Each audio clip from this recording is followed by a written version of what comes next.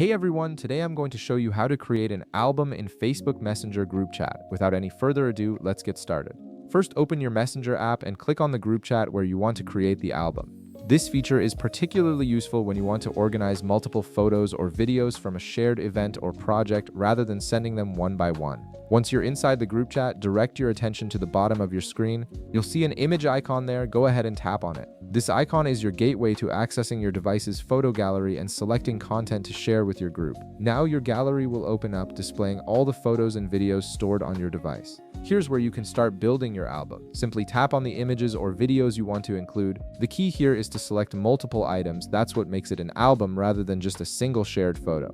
You can tap on as many photos or videos as you want to include in this collection, and you'll see a check mark appear on each selected item as you go. After you've selected all the content you want to include, look for the option that says Add to at the bottom of your screen and tap on it. This action tells Messenger that you want to organize these selected items into a group rather than just sending them individually to the chat. Next, you'll be prompted to give your album a name. In the text field that appears, type in a name that describes your collection.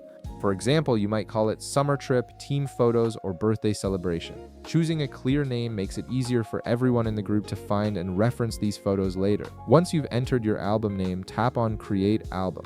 This finalizes the process and publishes your organized collection to the group chat. All members will be able to view, browse, and interact with the album as a unified collection. And that's it. You've successfully created an organized photo album in your Messenger group, making it easy for everyone to view and enjoy the shared memories in one convenient place. If this video helped you out, be sure to leave a like, subscribe, and I'll see you in the next one.